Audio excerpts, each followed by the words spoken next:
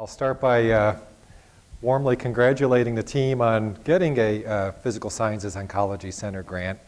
A couple of us in the room know how much work goes into preparing those grant applications because we did so, but with the unsuccessful outcome. But I'm glad one landed up here in the Chicago area because the way this one's been put together really is special. I think it is the right way to integrate the physical and biological approaches to a common problem. And I'm excited to participate in a symposium today, learn more about the center, and continue this dialogue. So that's great. I really should say that I'm a newcomer to this area of acetylation and histone modification and its effects. We got into it because we had an assay that turned out to be quite useful for looking at acetylation and deacetylation activities. And that's led us into an area of thinking more about how acetylation states are regulated in the cell.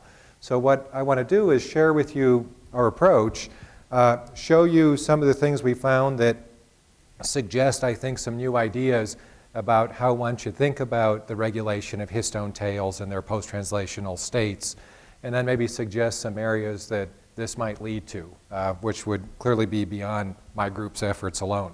So to get started, this audience certainly knows a lot about DNA packaging in the nucleus, and the point is I want to take more of a molecular perspective, worry more about the biochemical activities that control what's going on. But as you know, DNA is wrapped around these complexes of histone proteins in these cores, and a big part of determining whether the DNA is tightly associated with that protein core or not stems from the acetylation state of lysines in these amino terminal, relatively unstructured tails. The first thing that caught our attention was that it's a relatively small number of enzymes that are responsible for regulating those states, about 40, 18 deacetylases and 20 acetyltransferases. Now, that maybe initially wasn't so surprising, but now that we've learned that acetylation is in fact quite common as a modification of proteins, that is to say, there are thousands of proteins in the cell that are found in acetylated state. So this isn't just a histone modification. And if you think about phosphorylation, which is also a common modification of proteins, there are 500 kinases that are involved in phosphorylating proteins and 150 phosphatases that reverse that modification. So for roughly the same number of substrates, you have a dramatically lower number of enzymes that regulate acetylation. So in terms of the molecular logic, how can you get away with regulating the acetylation state of such a large number of substrates with a much smaller number of enzymes? That's one question. Now the other question stems from the complexity of the substrates in the case of the histone substrate. So this is a little map that just shows what modifications we know about that have been identified. So histone 3, this is a sequence of the amino terminal tail, and we just note the sites that are known to be observed in phosphorylated forms, methylated forms, and acetylated forms.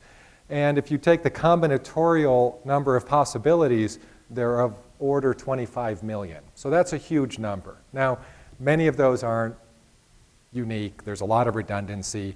Many are probably not biologically significant, but the point is still one has to consider large numbers of post-translational states. If you go to H4, it's simpler because there are fewer modified residues, but even here there are of order 500 modified forms. And there's a large school that believes that distinct states or families of states of this sort are associated with distinct patterns of gene expression, so that as one installs different states on those tails, one shifts the cell into different gene expression programs. And I think at some level that's true. Whether there's a tight correspondence between states and distinct patterns of gene expression, or there's something a bit more blurry going on, is still a question that needs to be answered. But one of the challenges in this area has really been investigating at a biochemical level how these states might be installed, how they might be maintained, and how they might be switched from one to another. And I noticed that Project 4 in the center is concerned with that question. So I'm actually excited to learn more about the work and the approaches that are going on there. So of the questions I would suggest that much of the attention has been directed towards the second arrow, understanding how biological function correlates with distinct patterns of acetylation in the protein. What acetylation state on the histone correlates with a differentiation event in a cell? Do metastatic cells have a distinct pattern of modification as opposed to the non-metastatic analog? And this is clearly enabled by top-down studies, taking samples and doing the hard work, the proteomics of understanding what the states are and looking for those kinds of correlations. The other side of this problem is more molecular, and that is how do combinations of enzymes get used to regulate the acetylated state? So upstream of the function, how does a cell harness these acetylases and deacetylases in order to install a state, as we said, maintain it, alter it, etc.? And that's a problem that I would suggest has gotten less attention, and I would suggest that the reason is that the biochemical assays for asking that question haven't been as well developed, and so it's just been experimentally hard to go after. And that's where we got involved in this problem. So let me remind you biochemically how these assays are done today. If you're looking at deacetylase function, by far the most important assay is this fleur-de-lis assay. It's commercial, the reagents are available, and the reagent is basically a peptide, R can be any sequence here, that has the acetylated lysine residue, and then a fluorescent reporter, a coumarin dye. And the idea is that this peptide, if it's a substrate for a deacetylase, will lose the acetyl group. This product is then a substrate for trypsin, which can cleave the amide bond, release the fluor, and so you see a fluorescent signal. So you can do this in plates.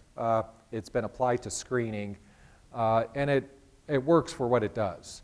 The limitations are that you don't have the flexibility of installing peptide sequence at the carboxy side of the acetylated lysine. So that side is reserved for the label, and that means to the extent that developing these substrates that are selective for one enzyme, one isoform over another, requires sequence in that position, you can't do it with this assay format.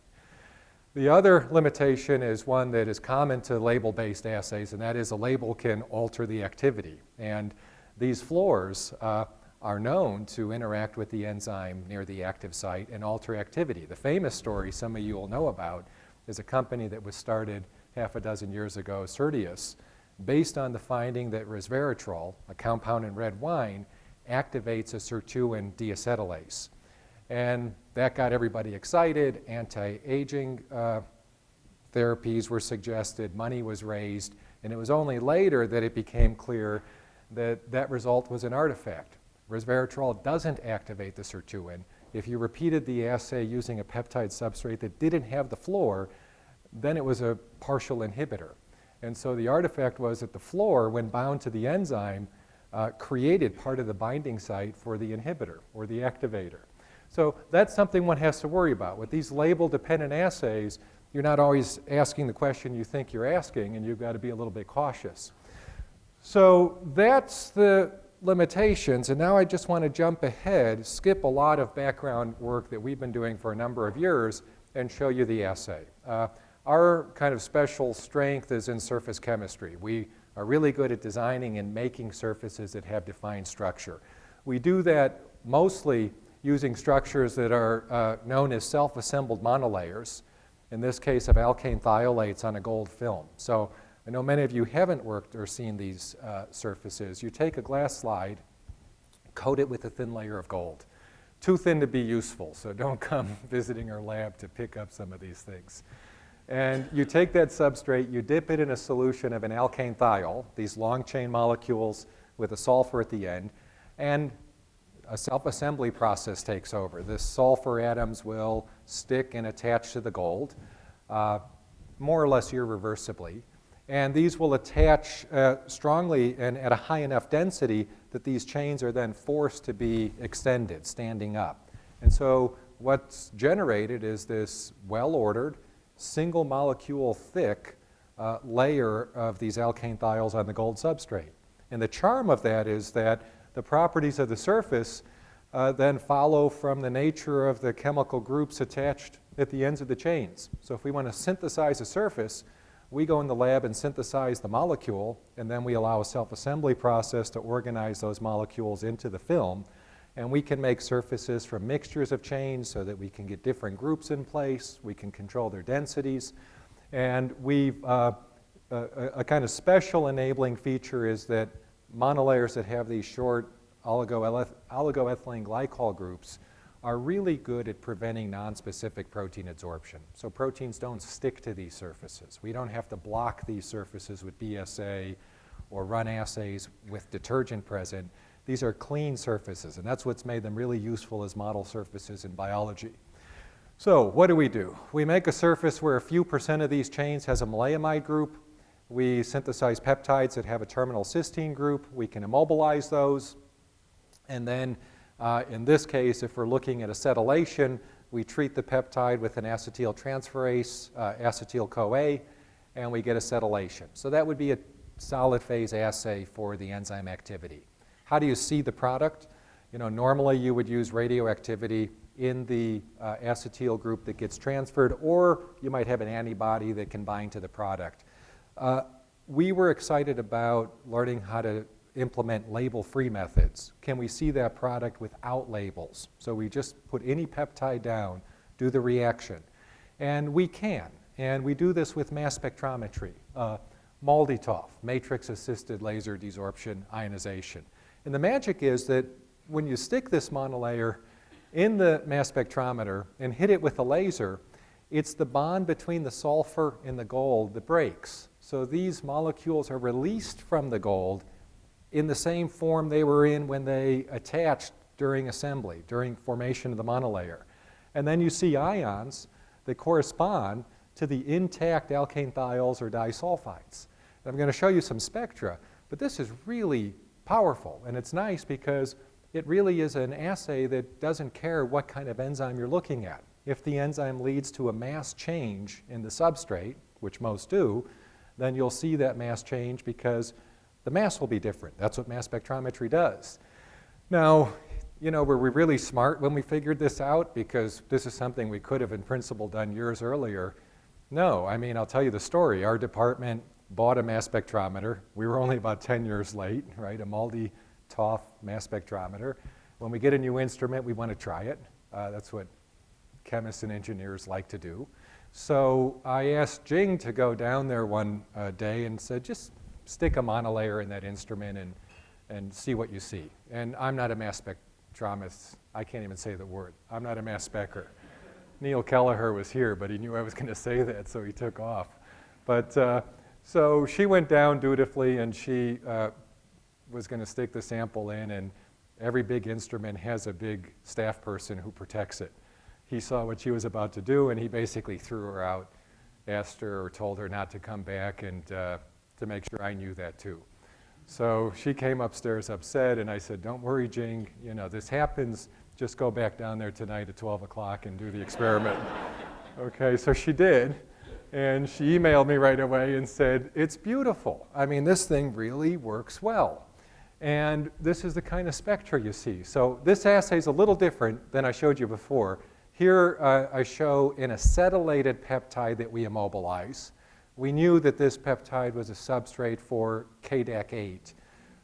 This could be called HDAC8. The nomenclature has been, for some people, shifting from histone deacetylases to lysine deacetylases to reflect the broader range of substrates that are regulated.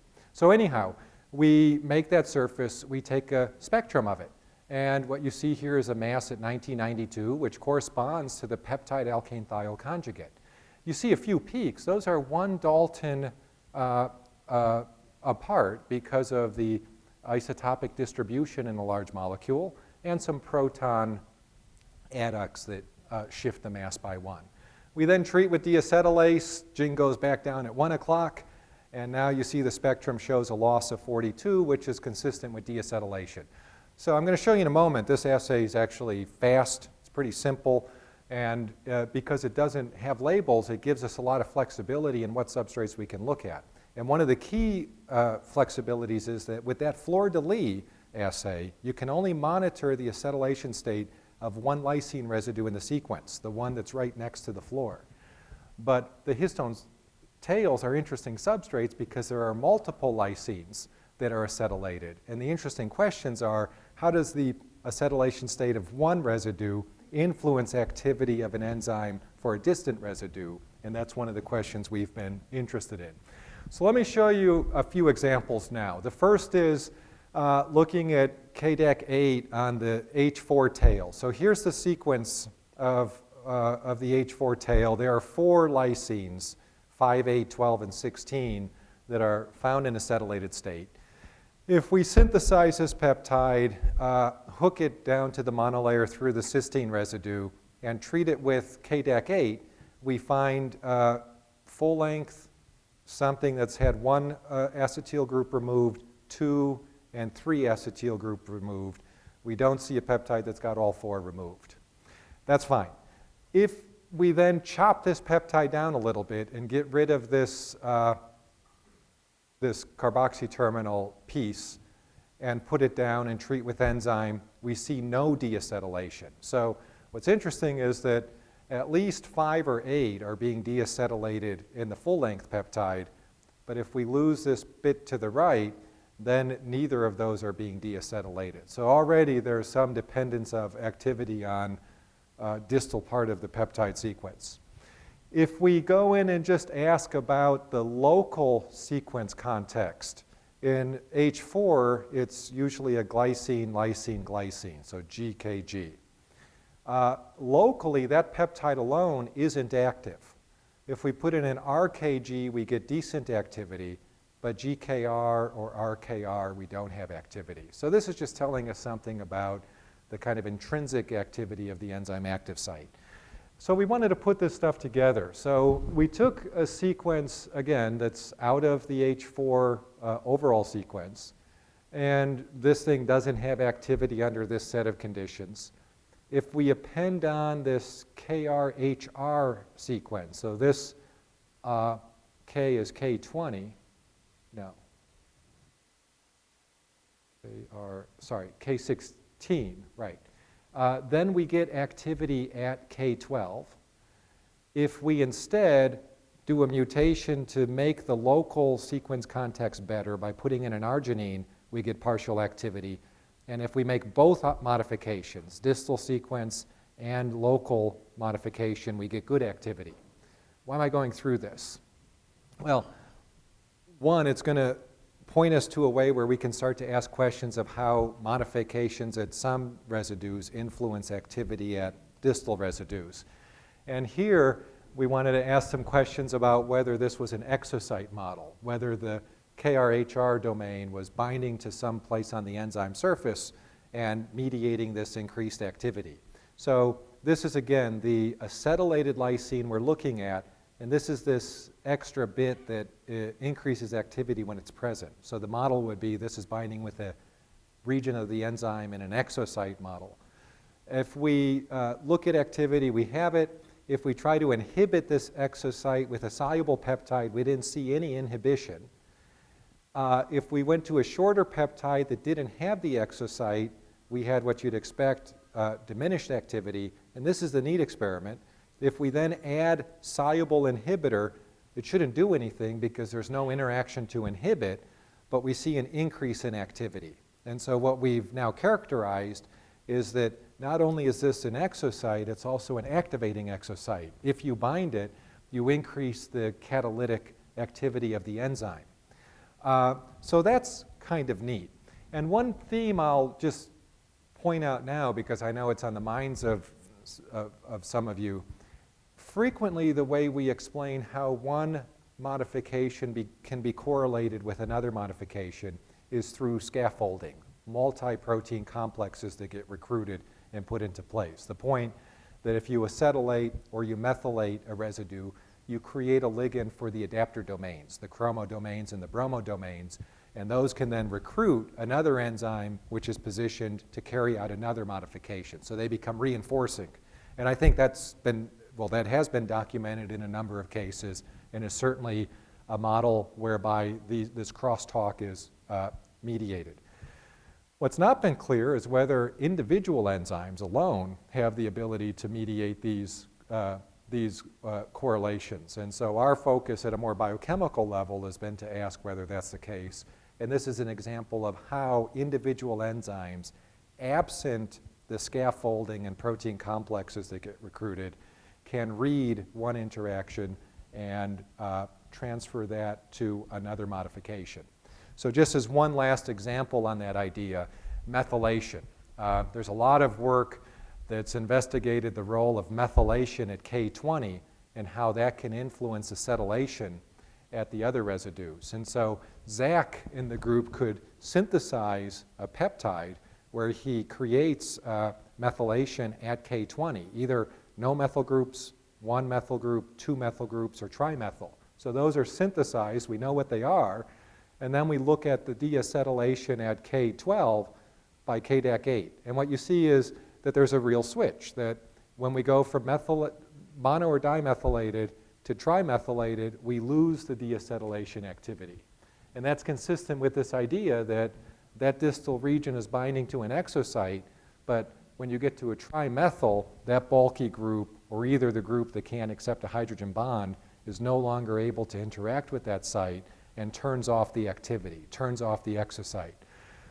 What we haven't shown in any of the examples I'm showing you today is whether these motifs operate in the cell, whether these interactions and models for crosstalk are actually operating at the level of histone modification in the nucleus. But we'll get there. That's next. Okay, let me switch now to another theme, and that's been this question of developing the reagents that can be used to profile deacetylase activities. It's still the case that when we take a cell culture experiment and we want to see how the deacetylases differ, we rely on Western blotting. So it's still the case that we look for protein expression. We're not able yet to look at specific protein activities. We can't take a cell lysate or a nuclear extract and measure SIRT1 activity versus KDAC4 activity, et cetera. And we thought that this would be a good goal. Can we develop some substrates that are selective that we could use for profiling endogenous activities? And if so, we might be able to bring a set of reagents to acetylation biology that the caspase reporters have had for a while in that field. So the way we thought we could do this is basically with high throughput screening. Could we create peptide arrays, so create hundreds of peptide sequences, treat those arrays with a deacetylase, see what the active substrates were, do this for panels of deacetylases, and just look for those sequences that were active for one.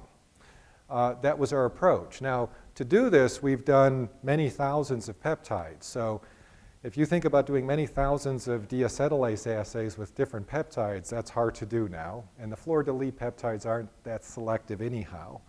And so we've invested a substantial effort in learning how to automate this thing into a standard microtiter plate-based format. And so Mike Scholey and Adam Eisenberg, a Northwest alum, get the credit for doing this. We do all of our assays now on these plates. These are metal plates. They have on them an array of circular islands in either a 384 or a 1536 geometry. Each of those islands has a monolayer on it. And we now use automation. We use a robot, a TCAN robot, to make the peptide arrays. And so this is now done hands-free. The robot is putting down buffer pads here. Then it will go to source plates and add peptides to the dots so that every dot is immobilized with a different peptide. And then we can run the assays. I'm going to just move forward because I want you also to see how fast the mass spectrometry is. So this is a real-time movie now of the mass spec acquisition. The plate goes in the instrument goes to the first spot and takes a spectrum. Then it jumps to the next spot right there. It's going back on the row, takes a spectrum, goes to the next spot, takes a spectrum, next spot takes a spectrum. So we're getting a spectrum every second and a half or so. And at this throughput, we can now do of order 40,000 or 50,000 assays in a day. Now we can't do that every day. It takes some setup time. some more instruments too. But we probably run between 50,000 and 100,000 experiments a week now on this instrument. And that's enabled by the automation. It's enabled by this very clean, reproducible way of prepping samples for mass spec. So mass spec isn't intrinsically slow. It's the sample prep which is slow. It's taking your sample, getting the salt out, enriching it for the analyte, and then running it. And what the monolayers give us is a really simple way of sample prep. We just rinse them, because when we rinse them, we get rid of the salt, get rid of everything we're not interested in, and our desired analyte is tied down. So that's the kind of magic. That's why this SAMD works well. It's really a simple way of sample prep. And then these things happen to be good in MALDI because when we hit them with the laser, it's one bond that breaks. If we try this with other monolayers, siloxanes, we get cleavage at various bonds, so we get complex spectra. Okay, so that's how we do it. Here's some data. Here's the array where we varied the positions before and after the acetylated lysine. We're doing this with 19 amino acids. We leave cysteine out. And so here's the map of all of the peptides. And what you see for KDAC8, for all of them in fact, is that they're relatively specific. I thought there was going to be a lot more activity on the array. But KDAC8, for example, likes this RKF motif. KDAC2 has a few others it likes. Sirtuin1 likes RKR. KDAC3, with its co-activator, has a more broad activity. But we can do these experiments, do several in a day, and see where the activities are. Now, when we did this, we found that we couldn't identify peptides that were selective for one and not the others, because all these guys kind of like to have an arginine in this first position, and you see that in the maps. So we made a second generation set where we locked down the arginine, and then we started to vary both residues in the first and second position, okay? You can't do that with fleur-de-lis. I don't want to belabor that, but that's where the floor is. And we find that the sequence composition on that side of the acetylated lysine is more important for activity than on the other side. And so here we're getting more activity because we've biased our set to be active by, again, installing a good residue, arginine here. Now we're in a position where Zach could find peptides that were selectively acted on by individual deacetylases. As we're doing this with more deacetylases and more peptides, we're having the problem that we can't look at all of these and kind of pick out what are the optimal set of peptides. So I think a little bit of computation now, looking at those data sets and learning how to pick out what's my optimal set of peptides to measure activity and do it selectively. We're getting to the point where we need that because it's hard for us to kind of look at it and understand everything. And so here's an example. Library 1 is that first generation I showed you. If we treat those 4 peptides we picked out from the 4 maps with KDAC2, they're not that selective. KDAC2 goes after multiple peptides. Sirtuin1 goes after multiple, et cetera. Library 2 are the peptides, I list them here, that we found using these second generation arrays. And now you see we've got a set where KDAC2 only acts on its substrate, Sirtuin1 only acts on its substrate, KDAC8 on its. 3 we know is promiscuous, so it's still going after all of them. But now we're in a position where we've got real reagents that give us better than what's been available ability to resolve these activities. And we can measure endogenous activities. So we don't have to spruce up our samples by spiking them. We're looking at activities that are in there. So 2 quick examples. This is one, just cell cycle and I think HeLa cells. So the idea is that we just do the standard stuff. We synchronize a population of cells. It's known that the deacetylase activity goes up and drops as DNA is made available for synthesis and then gets packaged back. And as I said, the general deacetylase activity goes up into G2M and then comes down. And if you look at the acetylation state of H4, that correspondingly goes down and comes back up. If we run our assay, here's just one piece of what we see. So for example, KDAC3, by Western, it's known that it oscillates with cell cycle. If we look at our samples with the KDAC3 specific peptide, we see that it also goes up and down. It oscillates with cell cycle, and activity agrees with protein levels. If we look at sirtuin-1, it's been reported in the literature that sirtuin-1 active expression is kind of not dependent on cell cycle. But if we look at the activity with our sirtuin-1 reporter, we find that it oscillates. It goes up and comes down. So that suggests that the protein activity is being regulated through something other than expression. And so now what we're doing is looking for what's regulating the sirtuin-1 activity in that sample. And there are a number of other examples. I'll just share one with you quickly that relates from mesenchymal stem cell differentiation. We've been looking at that in the context of something else, but we can take mesenchymal stem cells, culture them in adipogenic media or osteogenic media, and it's known that cells that are undergoing adipogenesis have higher levels of deacetylase activity. And if you take histone from those cells, they're less acetylated than they are in the case of osteogenic program.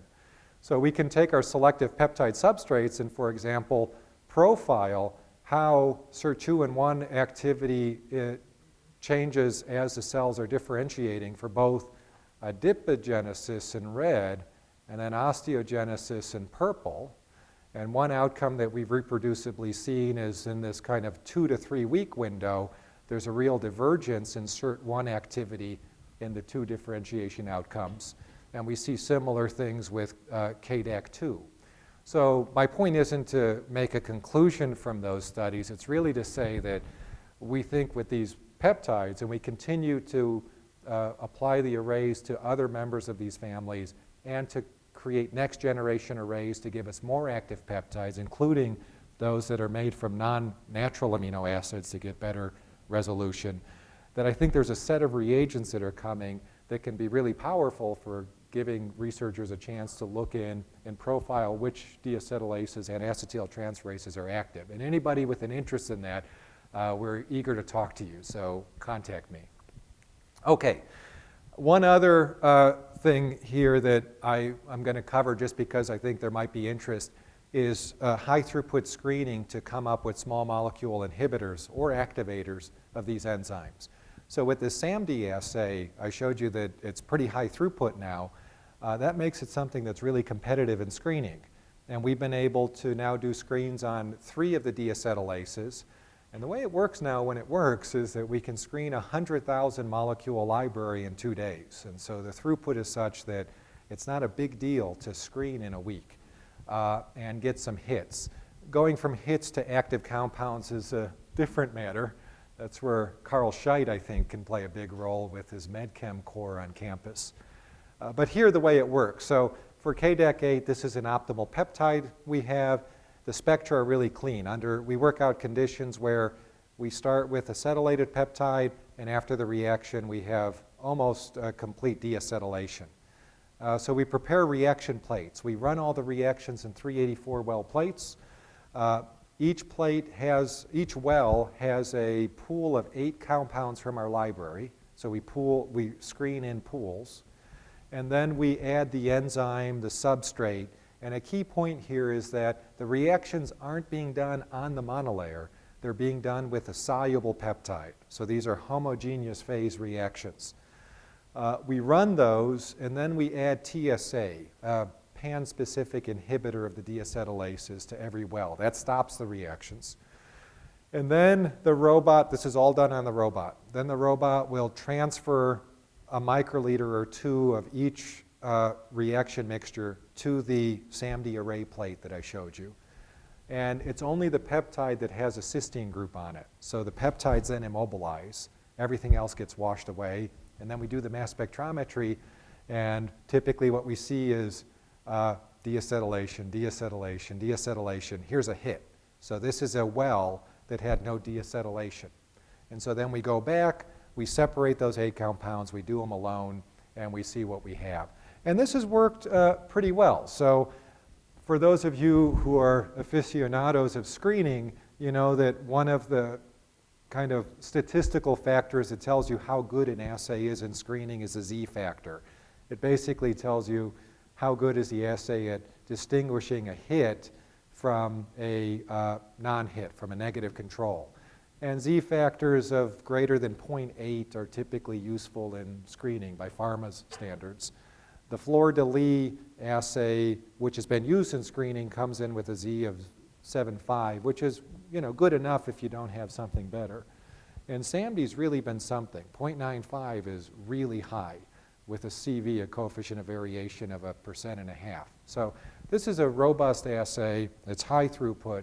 And what we've been trying to do is set up a core with the robots and the mass spectrometers that would specifically let us collaborate so that people who have an interest in identifying a substrate for a new enzyme, I'll get to that one, or doing a screen and getting a reagent that could be useful in their research, we're open for business. We like to collaborate in that mode.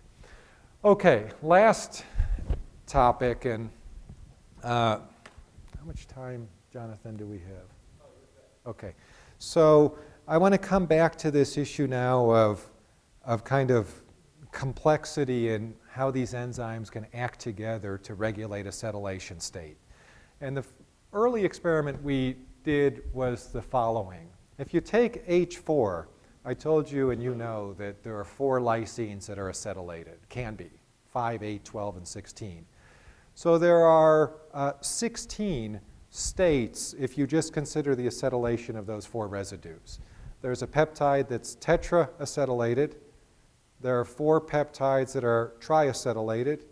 There are 6 that are diacetylated, 4 that are monoacetylated, and then the parent unmodified peptide.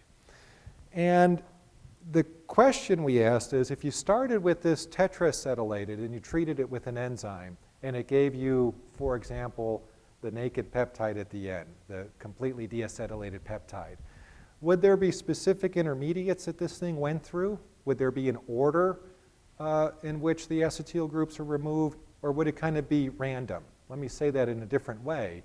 Would activity depend just on local sequence context, and every acetylated state was its own substrate? Or would there be an influence of the state of one residue on the activity of a different residue? And this has come up before. Proponents of the Histone code have argued for a kind of specific relationship between what comes off.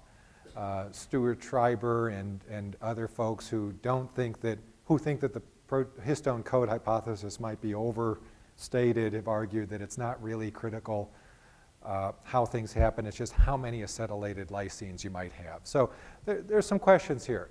So the way we ask this is to make all 16 of those, put them on a little chip in an array, and treat with enzyme. Okay, so what this is showing you is the products that result when you start with each of those forms of the peptide. And we can't tell what's acetylated, we can just tell how many acetyl groups are on the peptide. So for example, this guy, this triacetylated form, gives complete deacetylation under those reaction conditions. There's 0 acetyl groups on. This one gives, the product is the monoacetylated peptide. And then here you see some mixtures. This one's mainly monoacetylated with a little bit of diacetylated. So that's the way to read those bars.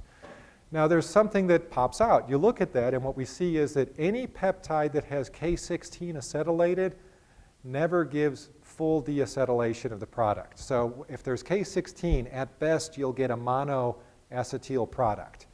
And that's consistent with some earlier reports, and we've seen that as well. KDAC8 won't touch K16 in these cases. The other thing you can do, though, is you can infer what the order of reactions are through kinetic arguments. So for example, this peptide has 3 acetyl groups. Which one comes off first? Well, we know it's got to be K5 that comes off first, because that would lead to this peptide, which also reacts to give complete deacetylation. If K8 came off first, that would lead to this peptide, okay? And this one doesn't react to give the product under those reaction conditions. So that peptide, that intermediate, is kinetically inconsistent with the overall reaction. So using that kind of logic, we can piece together what the order is. Now, that's neat because it suggests that, you know, 1-deacetylase will create some set of products that depends on the hysteresis, depends on the path, and depends on what the substrate at the start was. So then we did this with lots of enzymes, and I'm not going to show you anything beyond just this one, but we find that several of these enzymes will have a kind of path that they take. This is an acetyltransferase, so now I'm showing the arrows going up because Cat2b will also have certain ways of processing this array. What's the implication? Why did we get excited?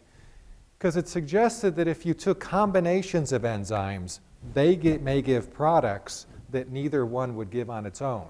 And to say that in a different way, one enzyme may create an intermediate that the other enzyme wouldn't have seen because it wouldn't have generated that intermediate. But once generated, it can take that intermediate and go to a different product that it wouldn't have gone to on its own.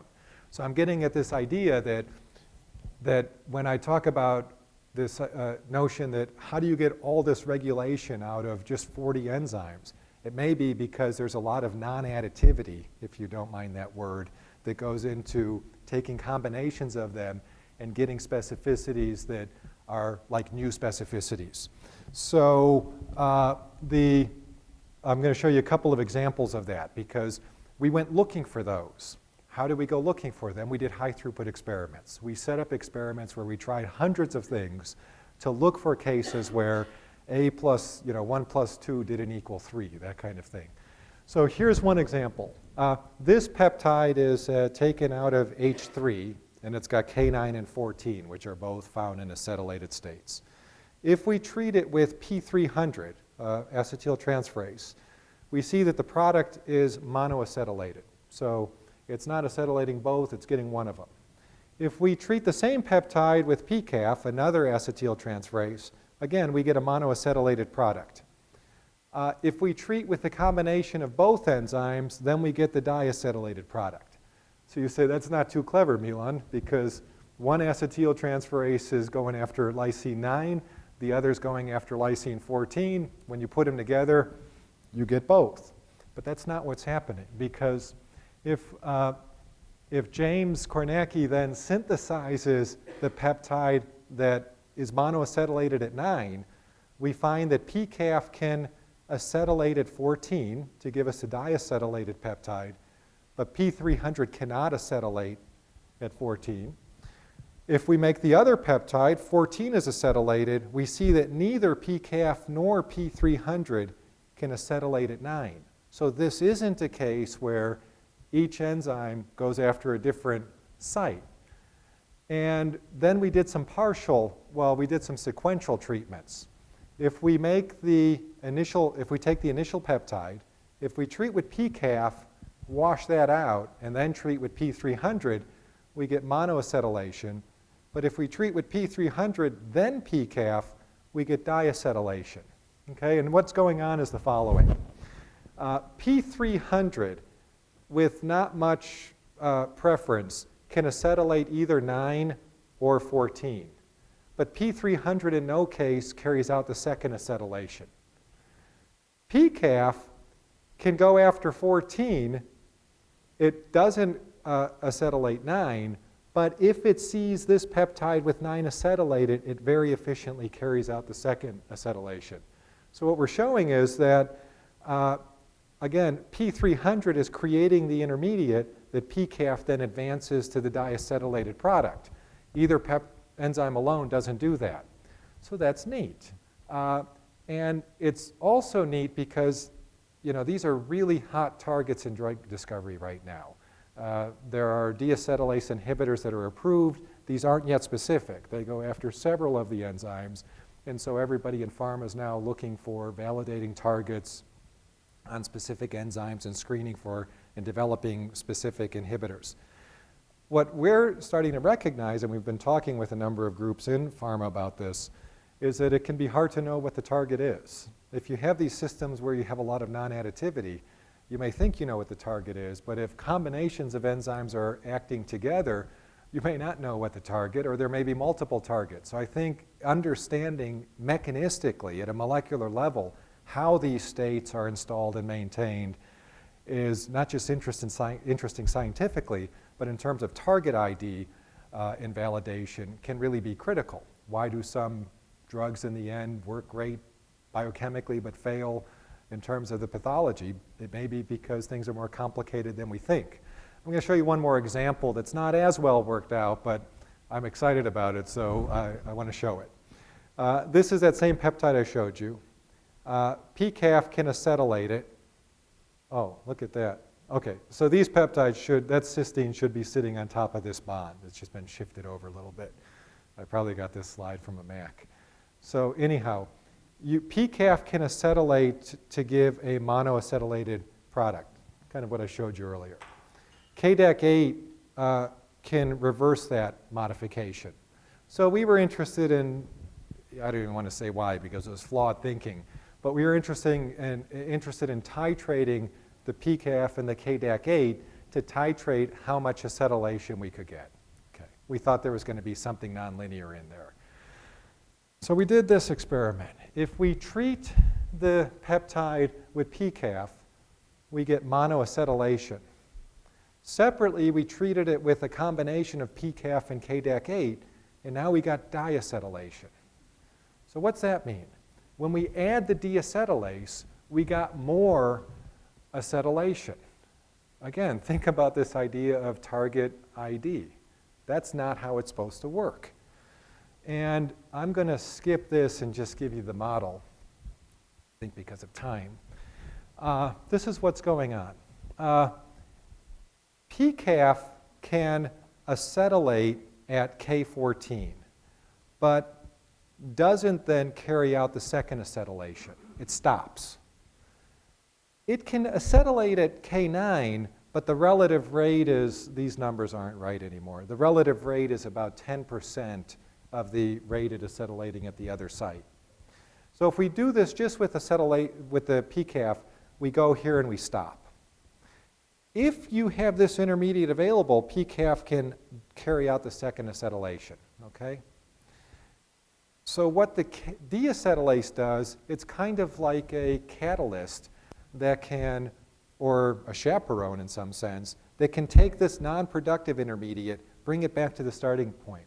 Now it's probably going to get reacetylated at 14, then it can come back. It'll get reacetylated, it'll come back. Once in a while, the enzyme will slip over here to give acetylation at K9, and then that can go forward efficiently to the diacetylated product. So it's a case where we're basically annealing the system. By adding the deacetylase, we give it a chance to re-equilibrate. We don't get stuck kinetically in this non-productive intermediate. We allow that to equilibrate between the two intermediates, and then we can get to the diacetylated product. So again, these kinds of ideas haven't been proven out in cells yet. But I think what's exciting is that they suggest hypotheses that can be pursued, and that's one of our goals. And the hypotheses have come about because of this new tool, this new assay, and kind of molecular thinking about how these states can be installed and modified. So that, I'm going to end with that there. Let me just jump forward and say a few words. One word is that, again, I think this ability to do the high throughput experiments and go kind of hypothesis hunting, as you might call it, is interesting. And I think there's a level of complexity that's going to bear out in how these enzymes regulate acetylation state that is unlike kinases and phosphatases because of these kinds of interactions. I think this is an area that, again, where collaboration really can be special, and it's been fun. We've been working with John Lick's team on the MMSED enzyme, this methyltransferase. We've applied that to an array and identified an active substrate for MMSED, and now are moving forward with a screen so that we can find inhibitors. And I think that kind of model can extend to other enzymes that might be of interest to other folks in the room. But the other piece of this, which we can't do, is the top-down study. So as we identify these inhibitors, can we go into cells and see what effect they're having? And that's where Neil Kelleher's group has something exciting to offer, to do the proteomics top-down and characterize what's there. So it's been fun that John's group and Neil's group and our group got together a little while ago and received a CBC award to test out this idea, to do substrate identification and MMSET screening, and then see what effect those inhibitors could have in cell culture. And it's a model that I think could apply to a much broader set of enzyme activities that are both associated with the center and more broadly. So I'm kind of tailored my talk here to invite collaboration because we like doing that, and I think there's a lot of opportunity here. So I won't say more about that, but talk to me if you've got a problem where some of this stuff might look like it's interesting. Let me more or less stop there. The kind of key points are this assay is really cool. I mean, it's cool in a kind of technology point of view, but I think cool because of how significant it can be for these types of problems. I think this issue with multi-substrates is really neat. When you have all these possibilities on what the substrate is, a substrate changes every time you modify it with a different enzyme, this ability to kind of screen through all those possibilities and see whether there are special relationships in activity and substrate structure can be significant. And the last point I didn't talk about. So that's our place. I don't have to come up here and tell you it's not so bad in the winter or anything else. You're further north, so it's a little bit worse up here. You know, I'm in the Sun Belt relative to that. But there's the group. They do all the work. They get all the credit. And I've mentioned the names of the folks who've done the work as I've gone. So with that, thanks again for the invitation. Thanks for your kind attention.